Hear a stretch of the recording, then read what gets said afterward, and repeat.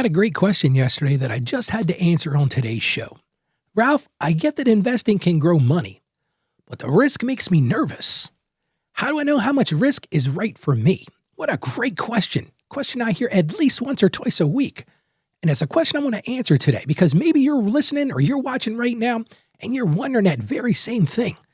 This market makes me nervous, Ralph. You're talking about investing all month, but this makes me nervous. So here's my promise for you today. Today, I'm going to teach you why risk and reward always go hand in hand. I'm going to show you how to balance risk with your goals and peace of mind. And last but not least, I'm going to show you how to approach investing with wisdom and not fear. It's going to be a truly great show today. Hi there, welcome. My name is Ralph. Thank you for joining me on another daily episode of Financially Confident Christian.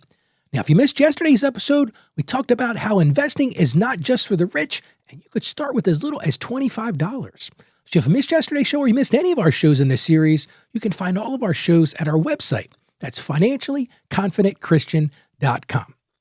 As an accountant and a coach, I've worked with people over 30 years, and I've walked alongside of people who froze up because of fear, especially when it comes into investing.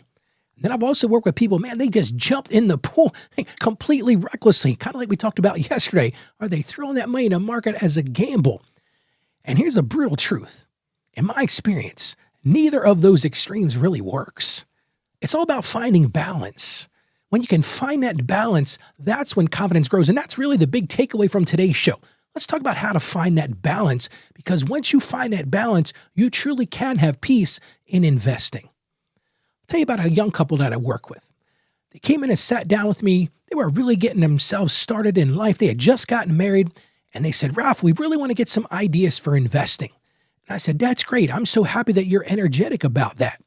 Next thing you know, the husband says to me, Ralph, I keep hearing stories from friends at work to tell me about these things that are growing. They're doubling overnight, Ralph. And we want to get involved in that. This is what we want to do. And I said, well, hold on a second. Let's talk about risk. Let's talk about reward. I'm going to talk about that a little bit in a second. But I sat down with this couple and I said, let's talk about this. Let's kind of hash this out a little bit. Well, this guy did not want to hear what I had to say. He said, Ralph, listen, I can't afford not to take this risk. This is a sure thing. Made me think of going to the racetrack. This horse is a sure bet. Well, fast forward a little bit, because then the market dropped. And I remember the wife called me. She was completely in panic. She says, my husband just sold all the stock. And they lost more than they ever would have imagined. They lost more even if they had just stayed in the market. And they learned a valuable lesson. And I want to share that lesson with you today. It wasn't about the market. See, the market will come and go. The market will ebb and flow. That's not what the issue was with this young couple. And it may not be the issue that you've experienced if you've tried investing. So many people have tapped their toe into the water and they felt, that water's pretty cold, Ralph. I'm not going there again. But it's all about knowing your comfort level. And friend, as I said before, knowing your balance is really everything. So here's the thing I want to start off. First thing you've got to understand, risk and reward are always connected.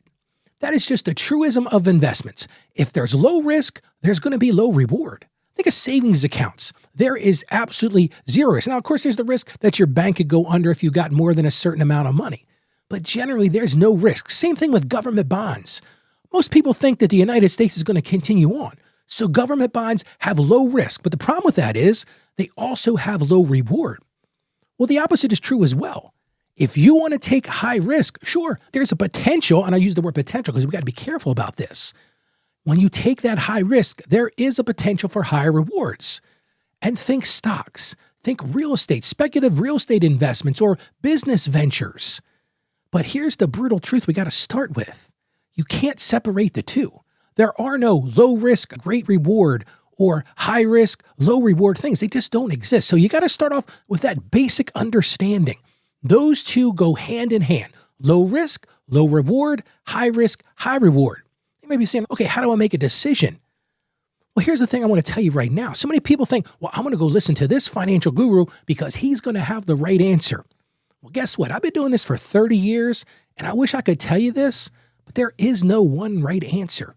The answer depends on your particular timeline. It depends on your goals, and ultimately, it depends on your comfort level. See, what's risky for one person might be completely manageable and acceptable for somebody else. One of the things that I work with a financial advisor, The first thing he does whenever he meets with one of the clients I referred to him is he says, I want to assess their level of comfort. I want to understand their market risk. I need to understand their timelines. I need to understand their goals and ultimately build an investment plan that meets those three things. And what's good for one person might not be great for another. I've got clients that only invest in certificates of deposit at the bank. They don't want to take any risk. I have other clients, if I said to them, go buy a CD, they'd be like, Ralph, are you crazy? There's no return in that. And they are in the stock market. But here's the thing I want you to also understand. Truly finding wisdom, that wisdom that the Bible talks about. I'm going to talk about a book of scripture here in a second. But finding wisdom means you find that balance. You find what works for you, what works for your timeline, your goals, and your comfort level. Let's look at the book of Proverbs, chapter 22, verse 3. The prudent see danger and take refuge, but the simple keep going and pay the penalty. See, investing doesn't mean avoiding all the risk. If you're going to invest, there is going to be some risk. I'm going to be very clear about that right now. When you put money into the market, it is not insured. There is risk, but it means knowing yourself. It means knowing what you can tolerate. Hey, if you're one of these folks that can't tolerate risk at all, then you probably are better off investing in CDs or government bonds. But know yourself and choose the path that brings you peace, because you don't want to live someone else's life. You don't want to live in somebody else's investment belief system. Now, there are practical steps to help you find that balance. One of the things you've got to ask yourself, and it's one of the big things I ask clients as I work with them. Now, listen, I've said this on the show a couple of days ago. I don't actually buy investments, but what I do is I coach clients on how to get involved in the market, how much to allocate for that, what the tax implications are of that. But the first thing you've got to ask yourself is, when do I need this money? If you need this money short term, hey, you've got to take low risk on that thing. You don't have the opportunity for this money to grow and recover. Now, if you're saying to me, Ralph, look, I'm putting money into the long term, you can take more risk, but test yourself with this.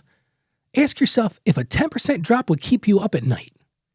If that 10% drop in the market is going to keep you up at night, you need a safer mix. That is a very conservative approach then. Start small and build that confidence as you go. But ask yourself, when do I need the money and what is my risk tolerance? And then really ask yourself, if I saw this market drop, would I feel safe with this? Here's another thing you got to remember. And this goes beyond all the investment. And this is really the assurance of today's show. You got to remember who holds your future. At the end of the day, your security isn't in the stock market. Your security is not in those investments. It's not in those certificates of deposits. It's not in how much you've got deposited at the bank. And I want you to hear this, and I want you to hear this loud and clear. It's in God's hands. That is truly the thing that should make you feel reassured in all of this. And I'm not saying don't make wise decisions. I know God wants us to make wise decisions. So when you invest with wisdom, when you invest with faith, when you do those things, you can walk with peace even when the markets shake. And guess what? The markets will shake, but where is your peace? What is your anchor in that? Let's pray together. How's that sound? Lord, we just thank you for teaching us that risk isn't something to fear. It's something that we can manage with your wisdom, Lord. So help us to see clearly what risk we should take and which ones we should avoid, Lord. Give us peace when we make those investment decisions. Help us to be clear in our decisions and faith in what you hold for our future, knowing that our true future, our true wealth is found in you and found in you alone. And we ask this in complete confidence. In Jesus' name, amen. Now, I sure hope you join me tomorrow. We're going to take this even a little bit further. We're going to delve into a little deeper. What's your investment horizon? I'm going to talk about short-term and long-term goals.